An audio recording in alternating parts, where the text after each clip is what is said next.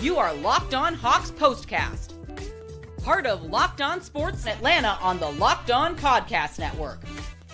Your team every day. Locked On Hawks Postcast, your home for the best Atlanta Hawks talk. It's local insight you can't get anywhere but here at Locked On. I'm your host, Tenitra, Batiste.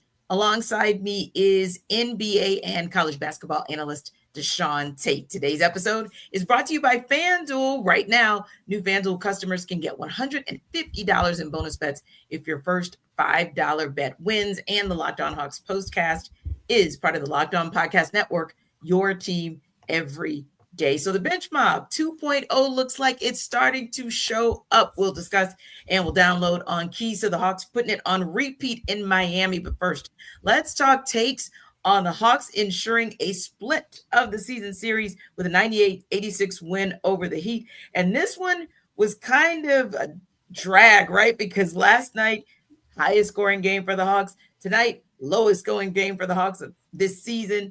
But hey, playing the game a little over 24 hours separating, you might get this, but a win is a win is a win. And there were definitely some positives that we saw in this win of the Hawks versus the Heat. Like you said, not seeing them make the same mistake twice. And before we get into that, Tenitra, you mentioned something I thought was very key and was like, man, this game felt like it was such a drag. And that was one of the things that I was kind of concerned about, hoping that wouldn't be the case for the Atlanta Hawks, is the fact that, I needed them to make sure that they were staying awake and not falling asleep on the defensive side, which kind of goes into my point that I'm about to make. But while Atlanta is one of the top 2 or 3 best teams in terms of pace, Miami is the exact opposite of that. So I think Atlanta just gets so used to, especially playing one of the other top 3, top 5 best teams in terms of pace last night being the Detroit Pistons. It's easy to get caught up in playing so many different teams that, believe in just running gun, up and down, transition offense. And then all of a sudden, out of nowhere, you got to play this team that's really all about what we talked about as we get closer to this time of the year, being, slowed up game down and, possessions becoming more critical, half-court offenses. That's what Miami is.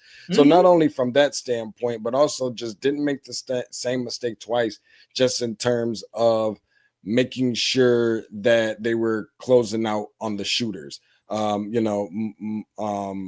Beasley seems like he's still hitting 3-pointers against the Atlanta Hawks even right now. And it was really just about staying home, continuing to just be present, not running out at shooters, trying to close out last minute. That was something I think they did a good job on tonight with the 2 shooters, one being Duncan Robinson, who we know can get hot from 3, and then the other one being a guy who just last night or last game, 40.7 rebounds, 11 assists at Milwaukee, being Tyler Hero, who we know can get hot. Obviously got to that reputation by being, obviously an all-star representative for the Miami Heat this past year. So I think they did a fine job on all of those guys. And by the way, last but certainly not least, I think that the Miami Heat was held tonight to a season low of 32% from the field. So it wasn't just about holding them from 3-point, but also about from the field. I think the Hawks did a fine job of just being alert of all these things. Yeah, and I think also just battling through, like you said, Miami can be a very slow, very plodding team. And just to kind of battle through, here was the interesting thing, though.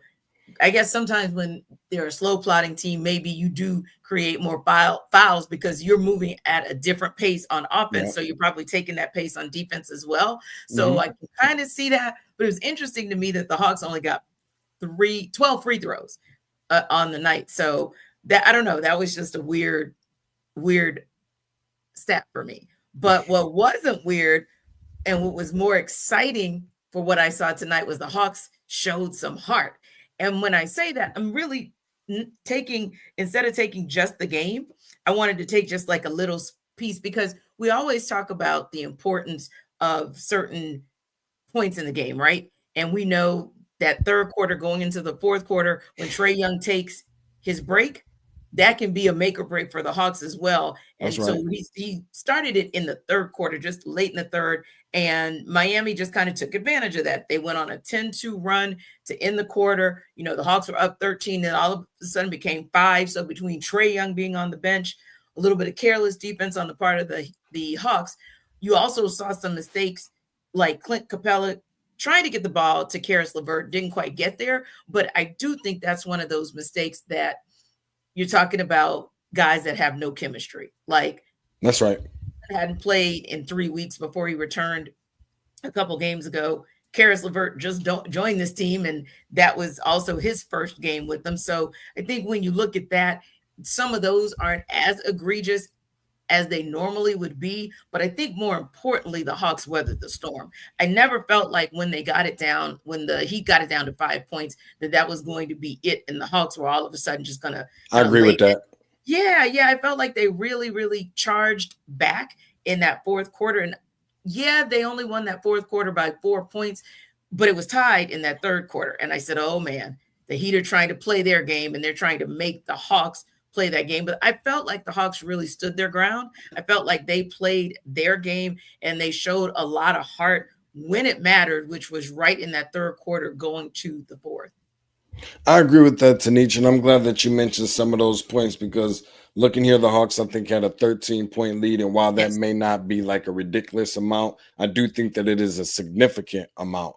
Yeah. And the Hawks sometimes, especially against the Heat, and I don't think that, you know, I feel like it's so often that we see more times than not the Atlanta Hawks deficits end up getting cut, and then, you know, they either barely hold on or they put us into this vibe or this feel or this energy as if they're in, you know, they're being threatened of potentially losing the game. To your point, I never felt that way today. So I thought that was a very fine point by you. And then a couple other things that I was just kind of looking for as far as tonight goes was just the fact that, you know, I was impressed by how they kind of out-tallied or outscored Miami in so many different facets of the game. You start looking at from three, even though Atlanta didn't shoot it great from three, yet still, like I mentioned before, Miami shot it 17% from a steal standpoint, 13 to 8.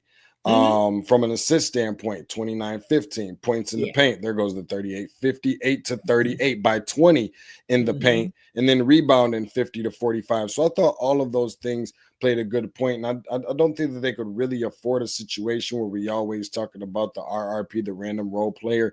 That could have been one who's potentially been Jaime Jaquez, who had a really good year as a rookie on last year. Not looked exactly the same. Hawks did a good job by not letting him explode and kind of replenish and go back to being the old Jaime Jaquez that he was from last season. Tonight, only 2 points, 1 for 3 from the field. Yeah, I really like that. And I think, like you said, there were only a couple spots, and you can't really complain about it. I mean, Miami got to the free throw line more often, and they actually made their free throws. So you'd be nitpicking tonight if that was the case. That's what I was about to say. To me, if you went and drilled down, you might say that. But again, that was, hey, some of those were some good fouls, right? So that the Heat wouldn't get any momentum. So I'm okay with that. And then points conceded off turnovers. Obviously, we're never going to like turnovers that are approaching the 20 mark. I mean, that's never going to be there. But again, when you look at the point that I made about Clint Capella to Caris LeVert, those are the types of numbers that we're going to see in turnovers until this team begins to gel, until that second unit really gels as a second unit. We don't know whether Clint's going to stay there, whether he's going to move back into the starting lineup. But ultimately, we've got to see that unit gel. And then I think you'll not have that same concern about the turnovers and the points that are conceded off those turnovers. Because again, that's just a little nitpicky of, hey, don't let them get back and actually score when you turn the ball over. But, and we'll talk about him in the second segment, that's why you have Dyson Daniels, because his steals tend to correct all of those wrongs. But yeah, looking at that bench, the bench mob 2.0 looks like it is starting to show up. We'll discuss that in the N1.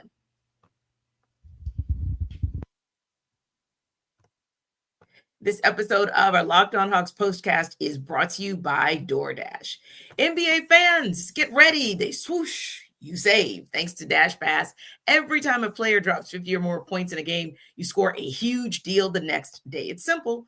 When any player scores 50 or more in a game during the 24-25 NBA regular season, Dash Pass members get 50% off an order, up to $10 off the next day from noon to midnight. So here are a few ways you can take advantage of this deal. Lunch on the go. You need a quick and easy lunch the next day with Dash Pass. You get your favorite meals with $0 delivery fees and reduced service fees. Plus, now you save even more with this exclusive NBA offer. And fueling your watch party. Planning to catch the next game? Order your go-to snacks and your go-to meals at a discount and get ready for more high-scoring action. So sign up for Dash Pass and be ready to save. When any player scores 50 or more in a game, Dash Pass members get 50% off and order the next day up to $10 off. Just use promo code NBA50 from noon to midnight. After a 50-point game on eligible orders at participating merchants, must have an active Dash Pass account. Terms do apply. Visit DoorDash to learn more.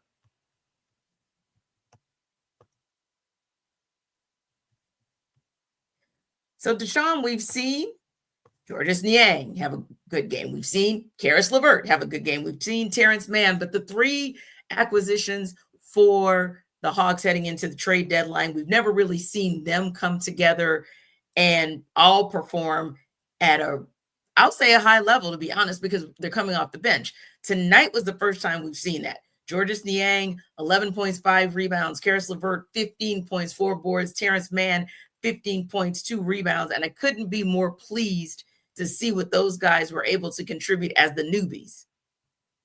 We've come, we've seen, we've conquered. Finally, we get a chance to see these guys all put it together. It's not like we really had to wait a really long time to see them put it together all at the same time, which I think does kind of, it is kind of like a recipe for success for this team, because we know that they had for so long predicated so much of their success this season based off their bench. And it feels like it's been forever since we really, really talked about the bench mob for real like that, even though they've still been consistent. While I think it is great that between Mann, Niang, LeVert combined for 41 of the 49 bench points for this team, by the way, just another category where they outscored Miami because they only had 24. So I think that's certainly over double of the amount for Miami. But I think probably the most impressive thing is the fact that who eventually had to become, a temporary starter,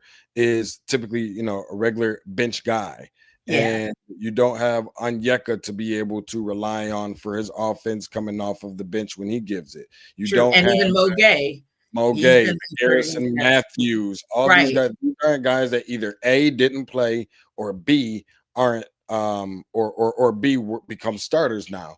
And so when you're bringing in what feels like a whole new crop of guys, which if you remember, Tenitra, going all the way back when we talked about some of the needs for this team, we talked about how they needed to fill the void at the backup point guard spot. We talked about filling the void as far as, having another big up front, somebody that can actually give a couple post moves in the paint and not just be the beneficiary of some of Trae Young's lobs, but even more so adding talent to the bench, regardless of just the production, adding talent to it. I think they did two things. Both of them can actually be true. They added talent with picking up these three guys, and then even more so, they weren't afraid to make changes to go and get more of it. So just adding the talent and the production, guys who are contributing, and at a very much earlier pace, especially considering the fact we've been waiting on Terance Mann to have one of his more breakout games. He had that on tonight, and you see exactly why, a big reason behind why the Atlanta Hawks was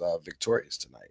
Yeah, when I look at a stat line, and like you said, 3 of the 4 guys who were just acquired accounted for those kinds of points and even rebounds, because I like to see those guys do some two-way playing. I felt like they gave that to the Hawks tonight. I think when you get that from your bench, then it gives some encouragement, like, okay, everybody, well, 3 out of the 4, so I won't say everybody, but Niang was only -2, so we'll say that. But the 3 out of the 4 were plus +6, up to +6. So I think if you guys are on the plus minus side and they're on the plus side more often than not, I think that's going to be a good look as well. And even Clint Capella, I mean, 11 points in 19 minutes.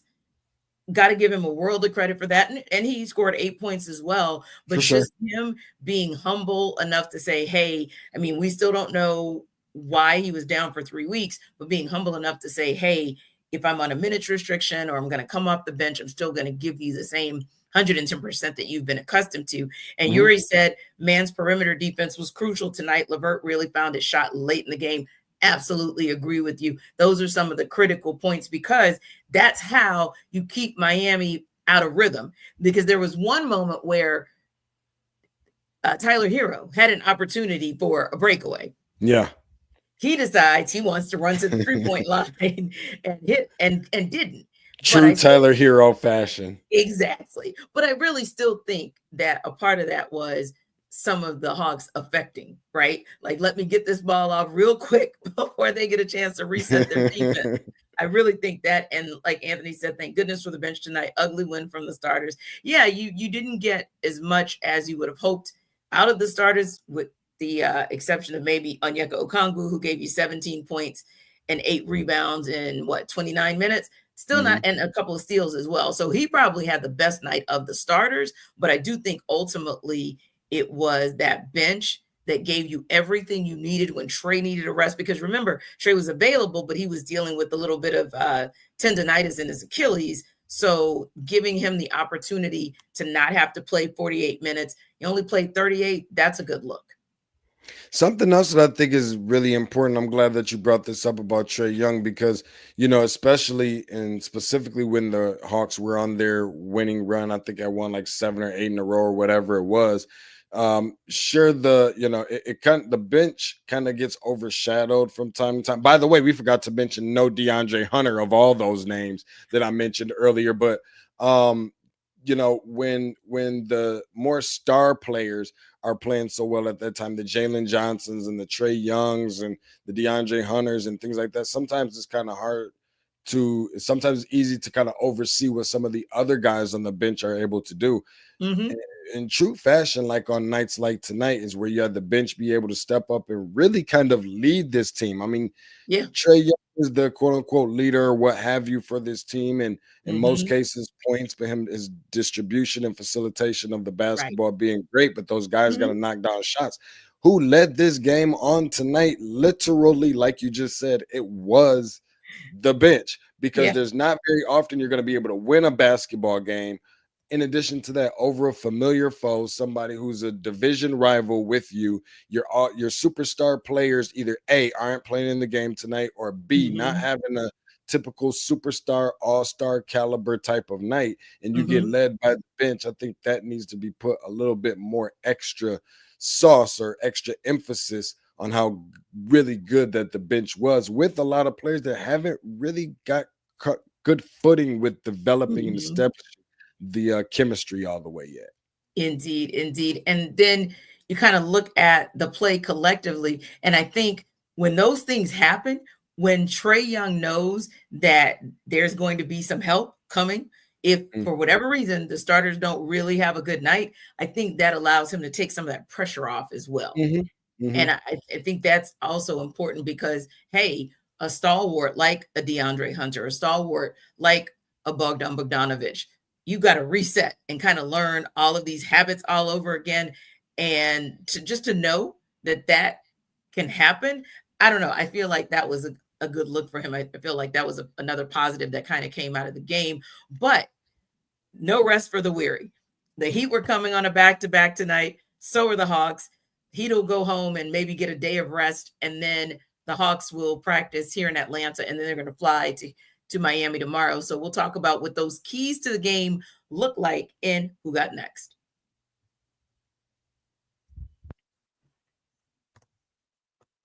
This episode of our Locked On Hawks Postcast is brought to you by FanDuel.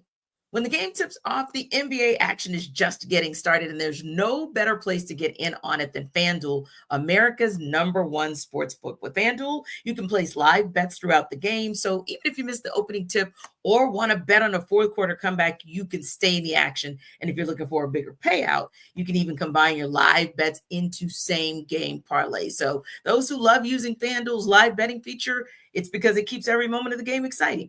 Those who are backing a team for a late game rally or picking a player to hit a clutch three, it helps them to never feel like they've missed out on a chance. Plus, the app's easy to use, and when you win, you get paid instantly. Right now, new FanDuel customers can get $150 in bonus bets if your first $5 bet wins. So just visit FanDuel.com to join today. That's FanDuel.com for your shot at $150 in bonus bets. Make every moment more with FanDuel, the official sports betting partner of the NBA.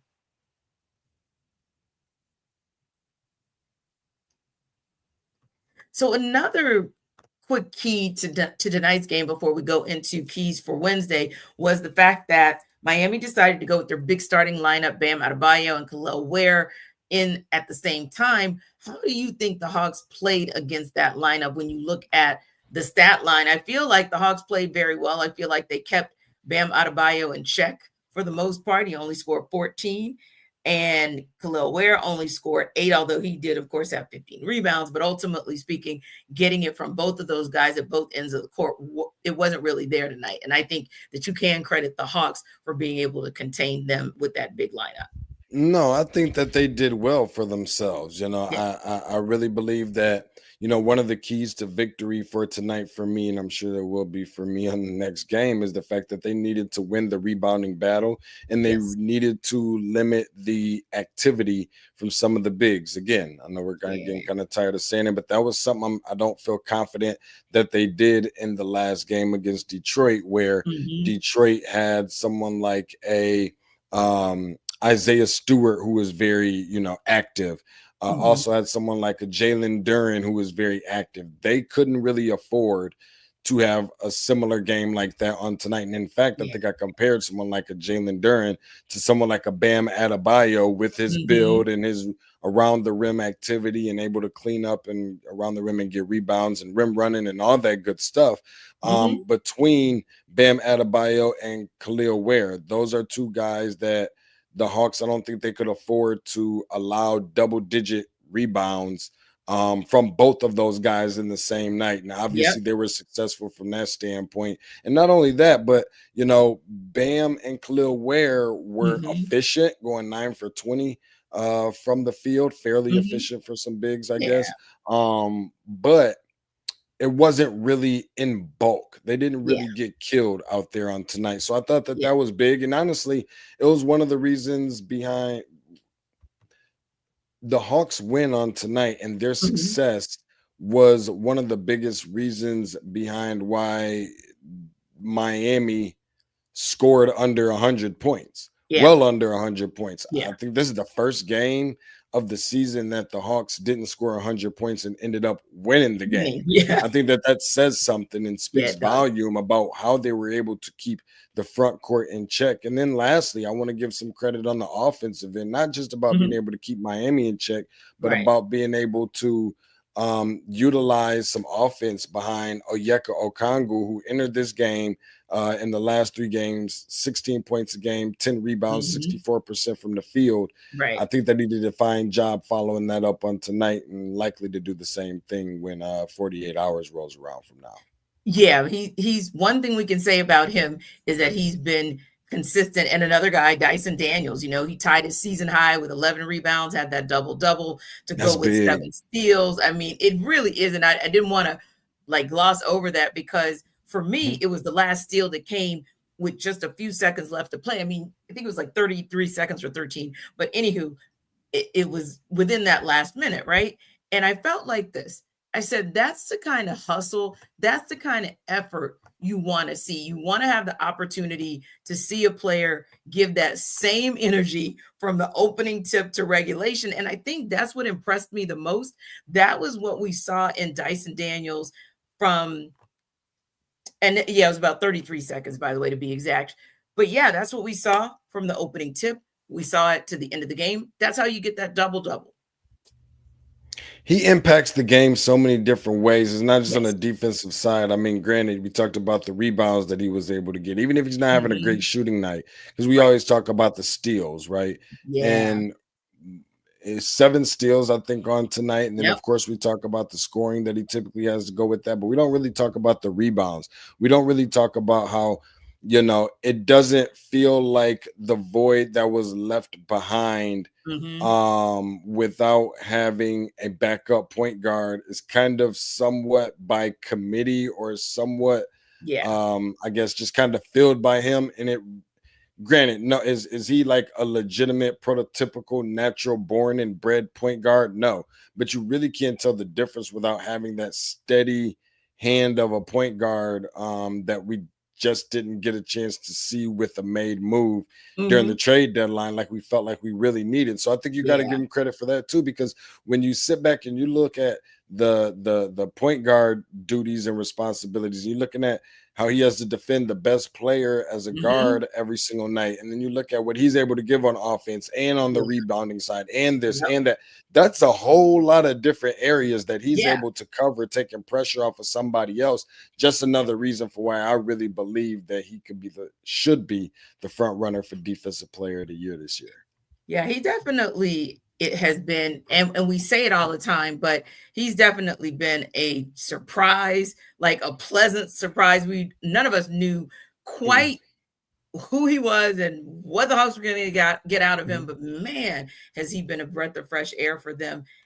And hopefully we'll see him do the same thing when they go down to Miami, because listen, the Hawks and the Heat are like battling back and forth. It seems like 1 minute the Hawks are in 7th place, 1 minute the Heat are in 7th place. And I think when you look at the standings now, and pretty much the end of the night for the Eastern Conference, you've got the Hawks at 8, you got the Heat and not at 9. And like we said last night, you always want to stay. Really, you want the 7, but definitely the 7 or the 8 are so much better because you're still in the driver's seat. So with the Hawks getting the win tonight, at a minimum, they assure themselves of a split of the season series, but they have an opportunity to go into Miami and potentially win the season series. And that matters when you start talking about tiebreakers and head-to-head matchups. But what do they need to do in Miami Wednesday night so that they can stay ahead of the Heat in the East?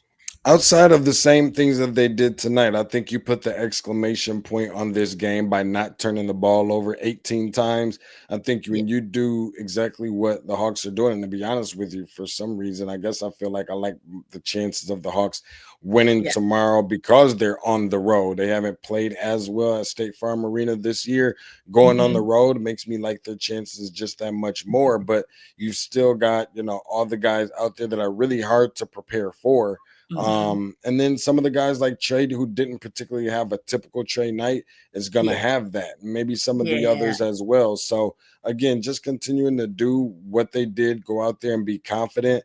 And to be honest with you, I think that tonight's game or tomorrow's game or Wednesday's game needs to be much like the game tonight was. Some of the things I don't think showed up on the stat sheet was just Mhm. the fact that the approach and the mentality seemed like it was like that of a must win coming into this game. They knew they were on a losing streak. They know they needed a game at home. I feel like Mhm. that same mentality and that same approach going into the game against Miami, knowing what's on the line, knowing that this is a divisional rival, Yep. going all the way back to those days when everybody pointed at the Miami Heat as the blueprint on how to defend Trae Young. I haven't forgotten about any of those things. By the way, where this whole, implications on playoffs and seeding and everything else is lining up with not just this particular team, but this particular game, I like the Mhm. Hawks' chances as long as they're able to do those things. Yeah, I think that's going to be critical. Just getting to the free throw line,